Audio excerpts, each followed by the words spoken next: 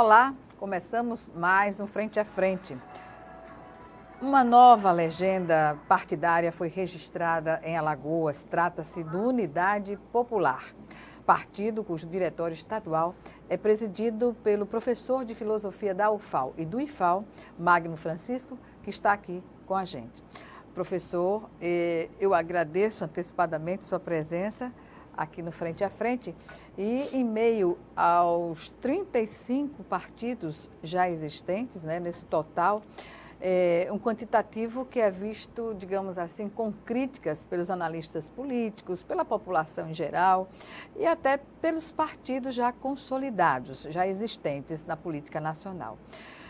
Eis que surge o Partido Unidade Popular. Na construção dessa nova sigla partidária, pode-se dizer que houve um diferencial e qual é a política a ser exercida de fato por esse novo partido? Boa tarde, Gorete. Boa tarde a todos os telespectadores. Queria agradecer a possibilidade de dialogar com você nesse programa, Frente a Frente. É uma satisfação enorme. Bem, nós iniciamos o processo de construção da Unidade Popular ainda em 2013, dialogando com vários setores de movimentos sociais. E era uma pergunta que nós fazíamos a nós mesmos: é possível construir um novo partido nesse processo? Nós percebíamos que a situação política do país exigia efetivamente uma alternativa que pudesse resgatar as bandeiras históricas que a classe trabalhadora construiu ao longo da sua trajetória aqui no Brasil, mas que haviam sido colocadas de lado nesse último período.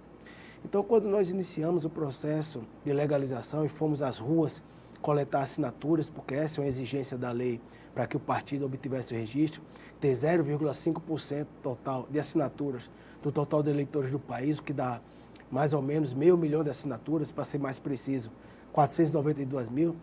Nós fomos aos centros das cidades, nos bairros, feiras. Um trabalho de formiguinha. Formiguinha. E nós perguntávamos às pessoas se elas estavam satisfeitas com os atuais partidos existentes.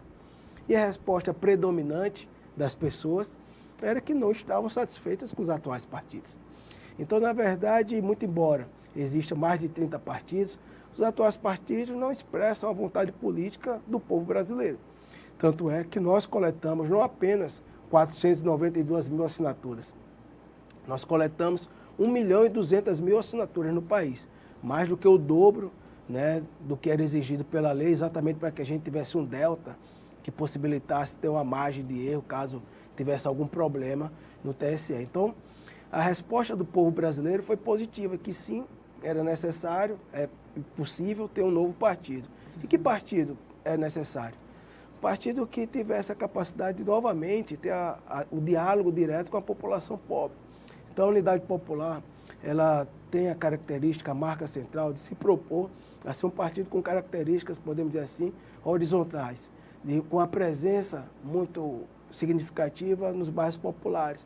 Você tem uma ideia, o Leonardo Péricles, que é o presidente nacional da Unidade Popular, eleito no Congresso, é um negro, jovem, assim, tem por volta de 35 anos, e é morador da periferia de Belo Horizonte, é um líder sem teto, participa do movimento de luta nos bairros, vilas e favelas, organiza algumas ocupações de sem teto em Belo Horizonte.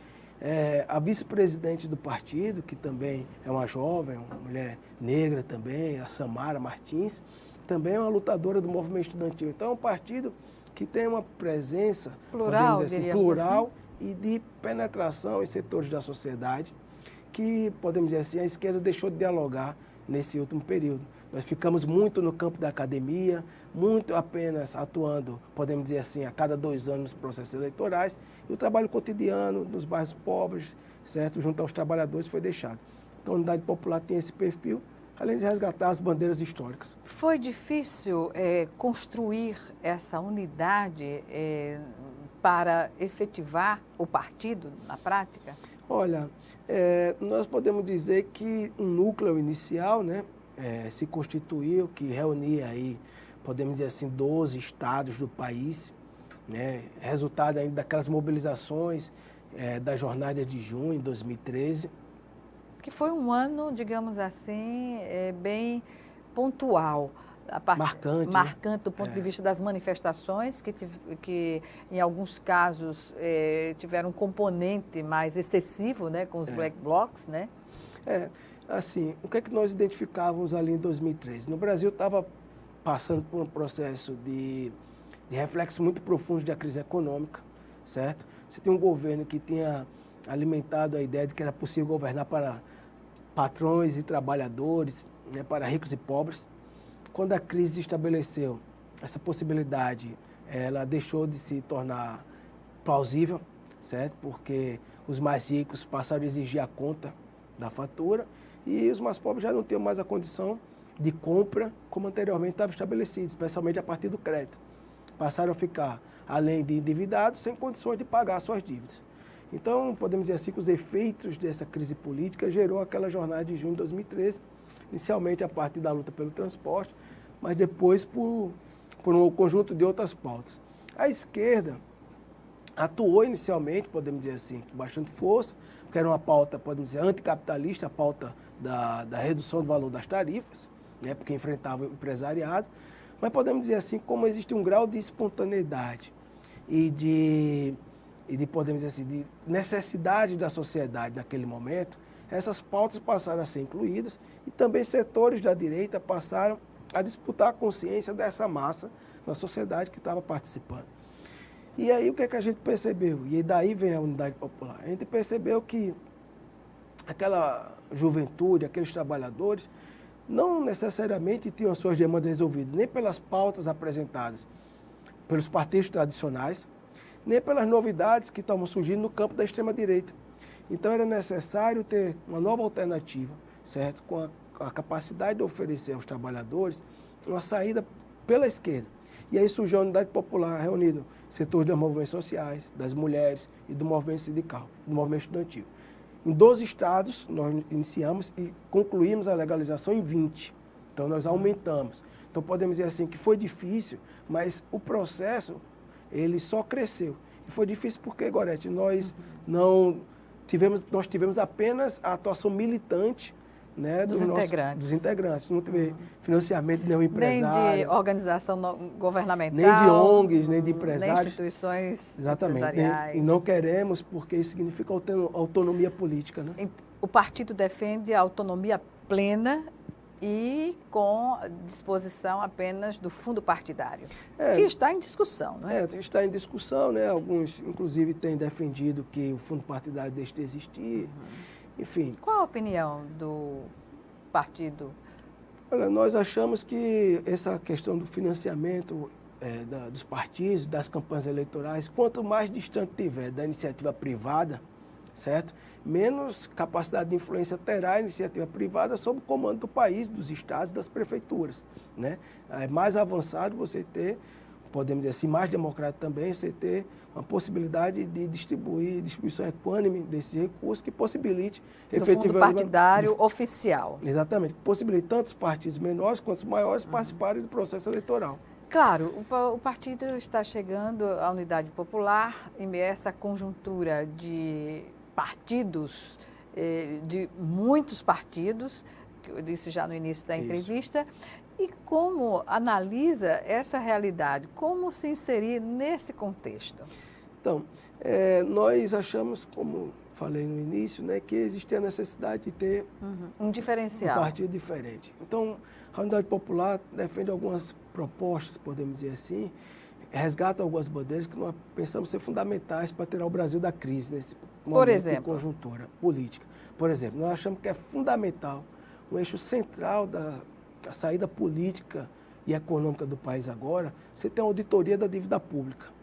Não tem sentido o Brasil entregar mais de 40% da sua riqueza produzida para os bancos. E cada vez mais você retirar dinheiro das áreas sociais para entregar aos bancos. Como está tirando da educação. Como quer tirar da Previdência Social, porque na prática é isso, tirar 1 trilhão da Previdência Social. Da Seguridade Social. Exatamente. Para entregar a quem? Aos banqueiros, certo? você tirar da educação, tirar do conjunto das outras áreas, certo? Que servem à população para garantir o lucro de uma minoria de magnatas no país. Então, se você resolve esse problema, você vai ter pelo menos R$1 trilhão por ano para distribuir com os problemas sociais. E não precisaria fazer uma reforma da Previdência para ter esse 1 trilhão que é colocado pelo ministro Paulo Guedes. Com certeza. Não precisaria de reforma da Previdência, não precisaria retirar dinheiro da educação, não precisaria tirar dinheiro da saúde, precisaria tirar dinheiro de nenhuma área. Cobrar a dívida que se tem com a Previdência, de setores que têm dívidas com a Previdência. E os mais ricos do país são os que mais devem, as grandes empresas são os que mais devem à Previdência Social, especialmente os bancos.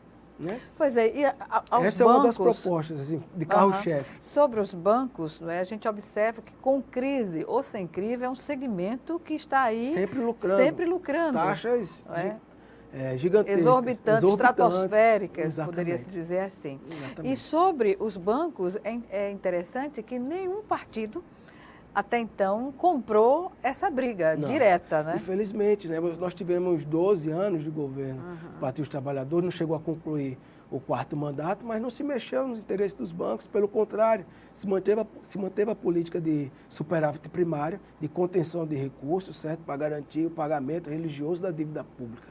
Ora, mas essa dívida pública, na verdade, se for feita uma auditoria, vamos perceber que são os bancos que estão devendo ao povo brasileiro. Então, se você tem R$1 trilhão, que é o dinheiro que nós pagamos anualmente aos bancos, destinado a resolver os problemas do povo brasileiro, certo? No final das contas, você vai ter um outro país. Então, ao invés de retirar dinheiro da saúde, nós queremos mais dinheiro para a saúde. Ao invés de retirar dinheiro da educação, mais dinheiro. Ao invés de retirar dinheiro da Previdência Social e da Seguridade Social como um todo, precisamos de mais investimento, não menos. Então, veja, é uma situação que seria o carro-chefe. O segundo aspecto, nós pensamos que, nesse período, muitas medidas foram adotadas contra os trabalhadores. A reforma trabalhista é uma delas, certo? E nós achamos que é preciso revogar essas medidas que foram adotadas por essa reforma, certo? Na verdade, se vendeu uma mentira para as pessoas. Disseram que se tirasse os direitos dos trabalhadores, geraria mais emprego. Eu te pergunto, Gorete, o desemprego acabou no país? Pelo contrário. Pelo contrário, só cresceu. Nós chegamos a quase 14 milhões de desempregados e desempregados agora com menos direitos, né? Você tem uma precarização absurda dos trabalhadores, do trabalho, de uma maneira geral. Da atividade profissional. Da atividade profissional, de uma em maneira todas geral. as áreas, generalizadas. Né? A gente tem aquilo que a gente chama de uberização do trabalho, né? No setor de jornalismo é muito comum a gente contar, por exemplo, com a pejotização, que é uma precarização do trabalho do jornalista, entre outros aspectos. Então, assim, isso são medidas que devem ser revertidas. Nós achamos que, por exemplo, ao invés de você retirar direito dos trabalhadores para resolver o problema da crise, você tem que, na verdade, ampliar salário, diminuir jornada de trabalho. Pois é, professor, vende-se a ideia, todos os governos, os últimos governos sempre venderam a ideia de que, eu lembro desde o governo Collor, Sarney... Desde a redemocratização. Desde a redemocratização. Para cada crise instalada econômica no país, a saída sempre está relacionada a cortes em investimentos e a direitos já adquiridos. E se observa também que o mercado financeiro internacional, que investe apenas nos papéis, tem se dado bem com essa política. Agora, vender a ideia de que uma reforma da Previdência é necessária para despertar na comunidade econômica mundial o interesse de investir no Brasil, é difícil entender que essa seja a verdadeira intenção da reforma. Com certeza, né? Nós temos uma financiarização da economia. Eu digo isso, perdão interrompê-lo, porque fica difícil o investidor que já investe nos países de primeiro mundo, né, nos países desenvolvidos, querer investir num país que não tem capacidade, capilarização para absorver o que é produzido aqui. Né? Olha, Gorete, esse é um problema sério. Eu diria o seguinte, sabe, do ponto de vista da economia capitalista como um todo, se a gente analisar, né, o mercado mundial, né, ao Brasil foi destinado um determinado papel, que é ser produtor de matéria-prima e importar, né, produtos industrializados. Exportador de commodities, importador de produtos industrializados.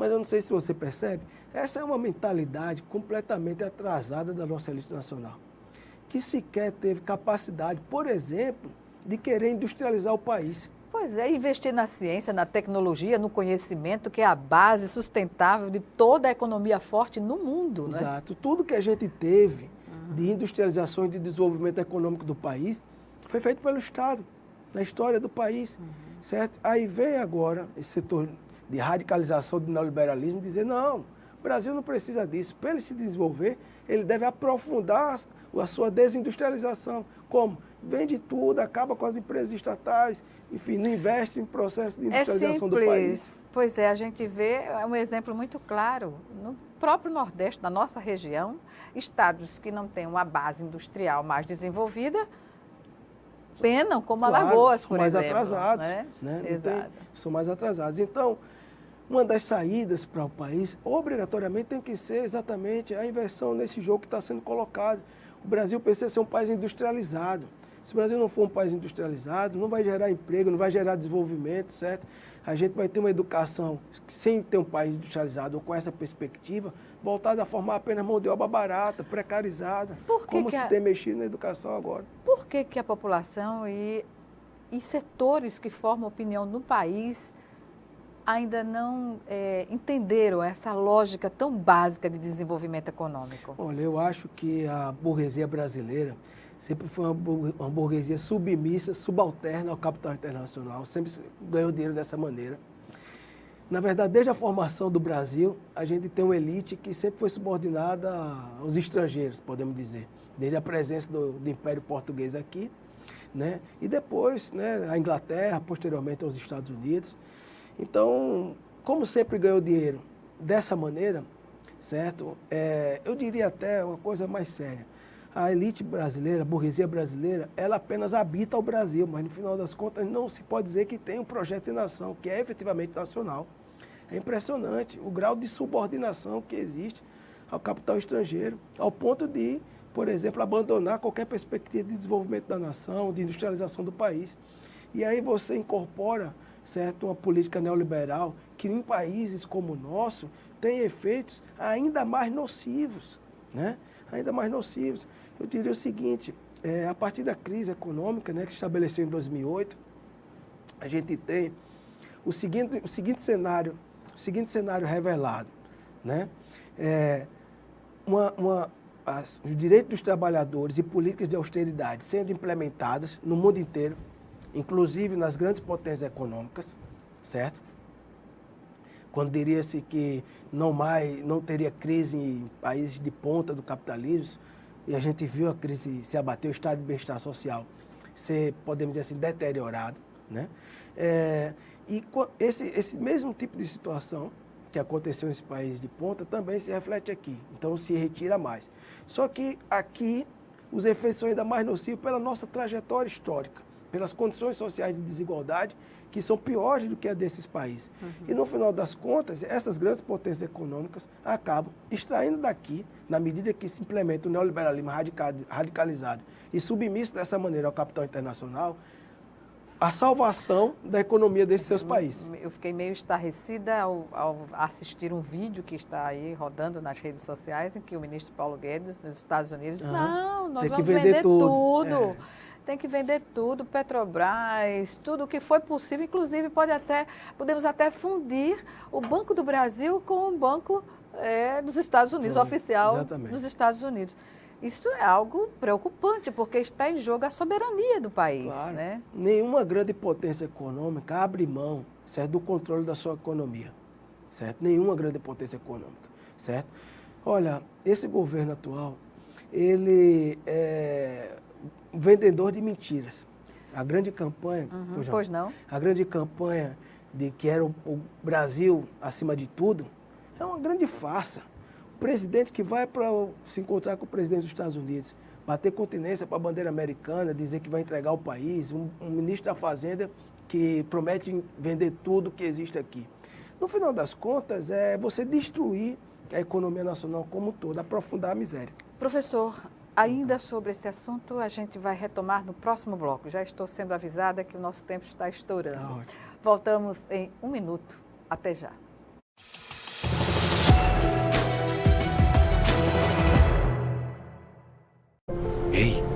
queria poder falar com você. Te falar desses últimos meses e como tudo tá melhor. Eu percebi que viver é incrível, mais do que eu imaginava. Ser pai era um sonho e você me permitiu presenciar o nascimento da minha filha. Foi lindo. Pintei o quarto dela exatamente como imaginei. Antes de você, eu tinha medo de não conseguir estar presente quando esse momento chegasse. Queria te contar que, por sua causa, eu pude viver tudo isso. Provavelmente outras pessoas por aí querem te falar muita coisa também. Acho que você teria orgulho. Não só por mim, mas por ter feito algo tão nobre por pessoas que nunca viu. Eu só queria dizer obrigado. Obrigado por me dar mais tempo com a minha família. Obrigado pela sua doação de sangue. Doe sangue regularmente. Tem sempre alguém precisando de você. Procure o Hemocentro mais próximo e seja um doador.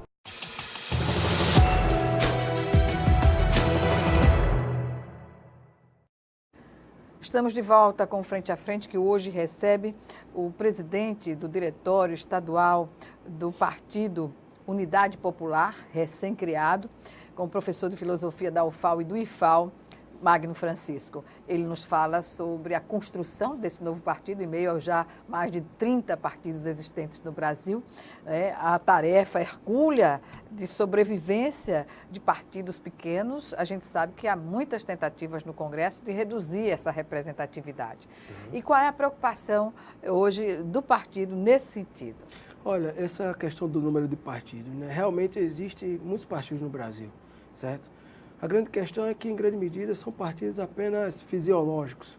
São partidos que servem apenas de negociatas nas grandes disputas e que, em uma parte deles, são isso. Outra parte são partidos que defendem fundamentalmente o mesmo programa, ou que expressam setores diferentes, podemos dizer assim, da composição social do país. Mas num Estado democrático, o mais justo é que tenha o máximo de diversidade política. Pegar, por exemplo, a Alemanha. A Alemanha tem mais partidos que tem no Brasil, certo? E é um país do tamanho do Maranhão. Então, se o Brasil, que é muito maior, comporta esse partido, e a Alemanha, que é muito pequena em relação ao Brasil, tem mais partidos, me parece que existe mais expressão de democracia nesse debate do que menos. Em tese, sim. Mas o que a gente observa, por exemplo, nos anos eleitorais, por exemplo, nos resultados das eleições e na condução, antes mesmo desses resultados, é uma polarização de candidaturas de partidos tradicionais. Né? Alguns partidos fazem alianças e conseguem polarizar. Os partidos pequenos cumprem um papel no Brasil, um papel um tanto quanto, digamos assim, condenável, né? De se estabelecer como laranjas, como candidaturas que não são legítimas no processo, para ajudar aos grandes partidos.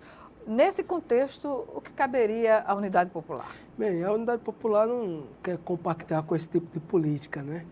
Nós pensamos que é possível construir uma alternativa e estamos nos propondo a construir essa alternativa. Eu acho que nós estamos vivendo um cenário no país... Só um detalhe, perdão interrompê-lo, o que eu falei não é uma observação generalizada. Claro. É pontual e quem vive a política sabe identificar. Claro, sem dúvida. Então, é o seguinte, nós estamos vivendo um momento na política que os partidos tradicionais estão deixando de ser, podemos dizer assim, a preferência do povo. Estão deixando de ser a expressão da representatividade popular. Se pegar um exemplo, o PSDB, na penúltima eleição presidencial, quase venceu a eleição, né? Eu acho que 51 milhões de votos teve o Aécio Neves. Foi ao segundo turno, até na contagem de votos achava que iria vencer a eleição, ainda apareceu lá com o Luciano Huck, numa fatídica imagem, enfim. Não, inclusive, teve uma votação tão expressiva que não desarmou o palanque, né? Pois é, exatamente. Perfeito, você lembrou bem. Mas qual foi a votação do PSDB nessa eleição? 5% dos votos. Então, é uma expressão de um fracasso de um partido tradicional, certo? Se você quiser pegar o próprio Partido dos Trabalhadores, a presença do antipetismo, especialmente no segundo turno da eleição, foi um dos fatores importantes para a vitória do Bolsonaro. Determinantes. Né? Então, mais ainda que a escolha do Bolsonaro, se a gente for computar os votos para os demais candidatos. Né? Então, a gente percebe que há um enfraquecimento desses partidos tradicionais. Você pegar o próprio PSL, o que era PSL? PSL tinha um deputado, eu acho, na última eleição. Agora tem mais de 50. E tem o presidente da República. O que é que significa isso? Significa que um partido não tradicional, com um político não tradicional, necessariamente, é um outsider da política, certo? Que, na verdade, sempre pertenceu ao baixo clero da Câmara dos Deputados, né? Apareceu como alternativa. Então, mas, perdão, pode concluir. Então, o que é que a gente percebe? Percebe que há um espaço para a construção de novidades na política, certo? A questão é, no campo da direita, as novidades estão constituídas. O Bolsonaro é a expressão disso. Mas no campo da esquerda, não tem. Então a Unidade Popular se propõe exatamente a ocupar o espaço, certo? E dialogar, se apresentar do ponto de vista da esquerda, como a novidade necessária, especialmente para dar resposta nesse momento político do país, certo? Claro, o projeto não é apenas para imediato, mas a realidade objetiva, imediata, apresenta um pavimento, um caminho que possibilita a Unidade Popular se desenvolver. A defesa bem-sucedida e a credibilidade que se obtém de um partido com um discurso que está antenado, coadunado com a realidade, o que se espera da Unidade Popular no que se observa já nos 100 dias de governo Bolsonaro? A gente observa que há um grau de insatisfação que é produzida por a prática familiar que interfere no governo, no institucional, na maneira de se conduzir, que permanece ainda, um presidente não pode conduzir uma nação por meio de um Twitter, né? Tem que entender que tem uma rede nacional, tem o seu staff para se pronunciar, para fazer uso disso. Mas isso é o mínimo. São as questões que estão aí mais profundas colocadas, que vão de encontro aos interesses da sociedade. Sem dúvida. Olha, eu posso lhe dizer, sem medo de errar, que o Brasil piorou nos 100 primeiros dias do governo Bolsonaro, certo? Nesses quase 5 meses, na verdade, que a gente vai completar agora. Se a gente for pegar o salário mínimo, a previsão era que fosse R$ 1.006, foi reduzido a R$ 8,998. Os ataques que houveram à educação agora recentemente, o crescimento do desemprego. Então, efetivamente, você não tem nenhuma política... Mas o governo Bolsonaro não admite que o aumento do desemprego é uma responsabilidade do seu governo. Quem tem boca diz o que quer, né? Mas entre dizer e a realidade há uma distância, certo? Efetivamente, não teve nenhuma medida do governo Bolsonaro que minimizasse a situação crescente que o país vive, certo? Desigualdade social ampliou-se. Desemprego cresceu. Não adianta botar a culpa no IBGE, certo? Como ele fez, né? Do ponto de vista dos trabalhadores, se ataca agora a Previdência Social. O salário mínimo, mesmo que a perspectiva fosse apenas R$ 8,00 a mais, era R$ 8,00. Você multiplica pela população economicamente ativa do Brasil. Quanto isso dá em dinheiro? R$ 8,00 por pessoa. E esse dinheiro foi para onde? Os trabalhadores é que não foi. Foi novamente, te digo, para os banqueiros, para o bolso de meia dúzia de magnatas. A desigualdade no Brasil é tão grande que 5 pessoas têm a mesma riqueza que 100 milhões de brasileiros. Então, eu te digo, sem medo de errar, que o governo Bolsonaro, nesses seus primeiros meses, foi incapaz de tomar uma medida sequer que atenuasse os problemas do Brasil. Se falou do preço dos combustíveis. Veja agora, lá na bomba de combustível, você abasteceu o seu carro, você vê a gasolina custando quase R$ 5,00. Eu lembro até de panelaços para o aumento da gasolina recentes, né? Pois é, então... Mas a população que votou no candidato, até então, Bolsonaro, hoje está apática, ela não reage a essas questões. E quando se discute isso em redes sociais, quem faz crítica ao atual governo é tido como petista. Como o senhor analisa essa situação? É uma falsa polarização. O Brasil não está dividido entre PT e anti-PT. Na nossa opinião, o Brasil está dividido entre trabalhadores e patrões. Essa é a divisão, é a questão, a contradição central do país, entre ricos e pobres. Cada vez mais você tem um número menor de magnatas concentrando riqueza e imensidão de pessoas miseráveis, certo? uma situação dramática. É aquela própria ascensão social, a tão propalada ascensão social que o PT disse que fez, né? Acabou. Né? As pessoas que saíram chamadas classes C e D... Isso é uma realidade. Agora estão voltando ao seu estado anterior. Né? Então, o Bolsonaro foi eleito vendendo um conjunto de mentiras, trabalhando em cima de um discurso moralista, né, baseado em costumes. Só que você não vai resolver os problemas econômicos do Brasil discutindo costumes. Isso é cortina de fumaça para enganar o povo, certo? Se justifica, por exemplo, são justificativas apresentadas, por exemplo, para retirar dinheiro da educação. Ora, a universidade produz mais de 95%, a universidade pública no Brasil, mais de 95% da pesquisa científica. E o ministro da Educação diz que isso é balbúrdia.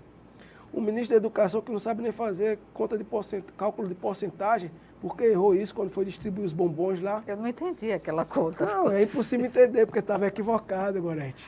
Né? Então, veja... Não, até a forma era meio confusa, né? Para se chegar a um resultado que não tinha nada a ver. E chega a ser patético você se pronunciar para explicar a cota na educação usando chocolate. Exatamente. Certo? Então, quer dizer, essa é a situação que está colocada. Na nossa opinião, não é essa a contradição entre PT e anti-PT. Né? Agora, a Unidade Popular, ela está, portanto, apresentando um conjunto de medidas, né, que é exatamente para oferecer saída. Nós achamos que essas medidas que foram adotadas, de reforma trabalhista e precarização do trabalho, pessoas ser revogadas, certo? Nós achamos, portanto, que a emenda 95, que congelou durante 20 anos os gastos nas áreas sociais, é um crime contra o país. Já é um contingenciamento, não é? Precisa Antes ser revogado. Exatamente. E para quê, novamente? Para entregar dinheiro aos bancos. Aí nós achamos o quê? Que tem que ter aumento geral dos salários, que tem que ter redução da jornada de trabalho para ampliar o emprego no Brasil, que é possível você ter, por exemplo, um processo de reindustrialização da economia, certo? Para dar uma outra perspectiva de formação da nossa economia nacional com soberania. Professor, o senhor acredita, são pautas importantes, relevantes e dentro da necessidade da realidade do país hoje, né? E sempre, digamos assim. Claro. Mas o senhor acredita no poder de mobilização da população brasileira que vive essas dificuldades hoje? O que me parece é que há um estado letárgico. Muito importante isso que você colocou. Inclusive, dialogando, porque você já tinha feito essa pergunta anteriormente, eu esqueci de responder. Mas assim, olha, eu queria só pontuar o seguinte. Muitos eleitores de Bolsonaro estão se arrependendo de ter votado no Bolsonaro. Percebem que é uma situação, cometeram um equívoco, uma parte significativa, que se enganaram. Se enganaram porque o Bolsonaro é um vendedor de mentiras mesmo, certo? Segundo, 89 milhões de brasileiros não votaram no Bolsonaro. Isso é um dado importante. Se a gente contar com os que agora não votariam, nós podemos dizer, sem medo de errar, que a maioria do povo brasileiro, certo, não concorda com esse governo, mesmo ele tendo sido eleito agora recentemente. O governo que tem feito um aceno de romper com a institucionalidade, recentemente, inclusive publicando uma carta onde diz que é impossível governar o Brasil, quer dizer, se propondo a ser uma espécie de Hitler brasileiro, né? Fechar o Congresso ou qualquer outra coisa desse tipo. Agora, o que eu acho é o seguinte, há uma crescente, o espírito de mobilização do povo brasileiro, ele se pauta pela confiança, certo? Você teve em 2016 a maior greve geral da história do Brasil. Foram mais de 40 milhões de pessoas que pararam. Eu acredito que a greve agora, que está prevista para o dia 14 de junho, contra a reforma da Previdência, certo? Vai ser superior à greve geral de 2016. O que eu compreendo é isso. No último dia 15 de maio, nós tivemos uma mobilização efetivamente de massa no Brasil, certo? Onde milhões de jovens, professores e a sociedade como um todo ocupou as ruas, né? Ocuparam as ruas para combater os cortes na educação. Existia nos primeiros momentos, podemos dizer assim, ainda uma situação de anestesiamento, né? Diante da nova situação política. Mas na medida que o tempo passa, certo? E que você vai tendo horizontes claros e perspectivas claras para onde ir, o povo brasileiro vai se mobilizando. Eu penso isso que essa vai é uma refletir no Congresso, nas decisões do Congresso, que tudo o que está colocado passa também pelo Congresso. E a representação da população, a partir dessas mobilizações, vai ter um tempo maior para refletir sobre de que lado vai estar, né? Com certeza. Eu queria, inclusive, antecipar o seguinte: nós estamos vendo uma situação política do país muito delicada. Eu penso que o Bolsonaro é um político outsider, aí, uma figura que foi tirada da cartola para cumprir um papel que pode já ser descartado nesse próximo período, pelo grande capital que o colocou lá. Por quê? Porque ele é incapaz de cumprir a agenda desse setor do núcleo duro da burguesia, certo? O conjunto de medidas que ele tem adotado no país tem, inclusive, criado mais problemas para a aprovação dessa reforma da Previdência, que eles querem que será um crime se for aprovada contra o Brasil. Então, a tendência é que ele siga enrolando-se, certo? E provavelmente seja descartado desse próximo Ele já período. deu sinais de que não tem, digamos assim, um equilíbrio necessário de um estadista para enfrentar as adversidades de um governo. Pois é. Ao dizer que não tinha vocação para ser presidente, que dá muito trabalho e que o negócio dele é ficar no âmbito militar. Então, deveria voltar para lá, não deveria nem ter saído, né? No final das contas. Ou ter continuar com esse papel de baixo clero da política, que sempre foi o que ele fez. Agora, eu queria dizer o seguinte: esse cenário, ele coloca uma incerteza. Porque, de um lado, você tem os militares querendo ocupar esse espaço, porque o governo está dividido entre olavistas e militares. Professor, sobre essa questão específica de analisar hoje o governo, nós vamos deixar para o próximo bloco, porque voltamos. O nosso tempo já está estourado. Deixa o pessoal na expectativa, então. Exatamente. Voltamos em 1 minuto. Até já.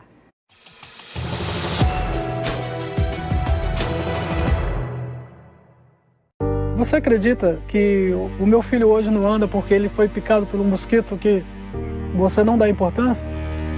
Foi um dos momentos mais difíceis da minha vida. Eu acho que as pessoas só têm noção da gravidade quando vivenciam a situação. O perigo é para todos. O combate também. Faça a sua parte. Com ações simples, podemos combater o mosquito.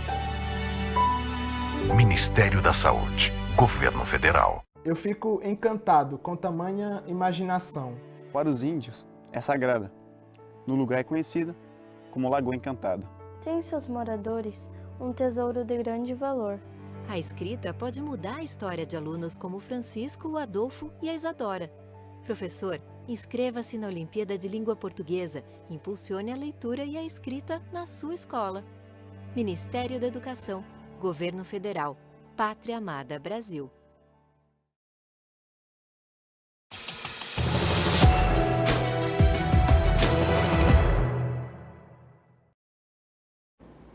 De volta com Frente a Frente, que hoje recebe o professor de Filosofia da UFAL e do IFAL, Magno Francisco, hoje também é presidente do Diretório Estadual do mais novo partido, criado na atualidade, que é a Unidade Popular. Professor, nós no bloco anterior falávamos, no final do bloco, o senhor começou a fazer uma análise sobre o governo, a estrutura de governo Bolsonaro. Qual é a perspectiva dos movimentos sobre a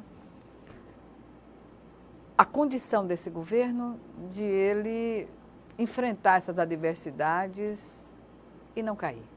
Então, tinha iniciado dizendo que é muito possível que o Bolsonaro seja descartado, porque ele é incapaz de cumprir essa agenda do capital, do núcleo duro da burguesia, que é de privatizar tudo, entregar toda a nossa riqueza nacionais aos estrangeiros, de implementar um neoliberalismo radicalizado, de acabar com a Previdência Social. No final das contas, a pauta da Previdência Social é muito o termômetro de como será esse próximo período. Bolsonaro convocou a manifestação para o próximo domingo. Eu não acredito que essa manifestação será uma manifestação massiva, certo? Porque, primeiro, o Bolsonaro tem perdido apoiadores, mesmo no campo da extrema-direita. Hoje, dentro do próprio governo, há uma divisão significativa. O MBL está questionando, que deu sustentação na campanha. Inicialmente, exatamente. Então, a tendência é que sejam manifestações pequenas. E, diante de um cenário como esse, nós temos incertezas colocadas, Na sua opinião, o que levou a essa dissidência dos adeptos da candidatura do Bolsonaro, agora, no momento, e inclusive da vigência da discussão das reformas. Eu acho que é um governo... Atinge a todos, é essa a impressão que dá? Olha, eu acho que é um governo que composto ali de muitas fatias, certo? Setores, tem os evangélicos, tem a bancada militar, tem principalmente os militares, né, o exército mesmo, e tem esse setor aí que é guiado pelo Olavo de Carvalho, né, que é um ex-astrólogo. O guru. É um reprodutor de bobagem, né? Enfim. E de baixo nível, né, digamos assim. Promotor de sofisma, né? É intelectualmente desonesto, o Olavo de Carvalho. Então, assim, esse é o guru do presidente da República, dos filhos dele, etc. Você tem um presidente, Paulo Guedes, ministro da Fazenda, Economia, com superpoderes, mas que vê um governo em frangalhos, a dificuldade de implementar esses tal superpoderes. Você tem um ministro da Justiça, que é o Sérgio Moro, que tinha um grande prestígio, a princípio, entre setores da classe média, principalmente, perdeu o seu prestígio, certo? Dentro desse governo agora. Se mantém no governo por acordos claramente já apresentados aí, de supostamente estar no Superior Tribunal Federal. Enfim, é um negócio até imoral, porque o presidente, o juiz que comandou uma operação como a Lava Jato, se tornar ministro da Justiça posteriormente, é um negócio que representa, na verdade... Escandaliza a comunidade internacional. Completamente novo no campo da política, né? Como é que pode uma coisa dessa acontecer, né? Então, assim, o próprio Moro não tem mais esse prestígio todo, tem perdido esse prestígio. Você vê o filho do Bolsonaro agora denunciado pelo Ministério Público, certo? Por lavagem de dinheiro, certo? Queiroz. Onde é que está o Queiroz? Então, um governo que está em frangalhos por completo. Então, qual é a situação que a gente tem? De um lado, tem esses setores aí em disputa dentro do governo. Então, o governo não tem mais a mesma unidade, porque nunca teve um programa que garantisse os interesses de todos. Então, a unidade interna do governo já é comprometida. Já é comprometida desde a sua origem. E, num segundo campo, num segundo aspecto, o que é que pode ter de alternativa? Depende da greve geral que vai acontecer agora. Se a gente tiver uma grande mobilização social nesse próximo período, vai ter uma manifestação agora dia 30 de maio da educação e no dia 14 de junho na greve geral. Se a gente tiver uma grande manifestação social nesse período e uma intensificação disso a partir de então, certamente nós vamos ter um cenário novo também, do ponto de vista, inclusive, do campo popular, das lutas sociais, que vai tornar esse cenário todo aí completamente indefinido. Se a gente quiser ter alternativas à esquerda constituída, temos que apostar na mobilização social e essa é a grande perspectiva da unidade popular. Pois bem, estamos no final da nossa entrevista, no minuto final da nossa entrevista. Algumas considerações, professor? Eu queria agradecer, Gorete, né, a convite, participar do programa, né, agradecer a todos os telespectadores, queria convidar a todos para conhecer a Unidade Popular, certo? Conhecer o nosso programa, se filiar ao partido. Nós pensamos que é fundamental transformar o país, certo? Resgatar as bandeiras históricas dos trabalhadores e, principalmente, voltar a ter uma discussão nos bairros pobres, nas fábricas, nas universidades, nas escolas, que consiga construir uma alternativa de baixo para cima. Esse é o grande objetivo da Unidade Popular e um tema que foi o tema do nosso congresso, né? Um partido dos pobres, com os pobres e para os pobres. Obrigada mais uma vez, professor, e até uma próxima oportunidade. Até. Muito obrigado. Obrigada. Obrigada a você também que nos assistiu e até o nosso próximo encontro aqui, frente a frente.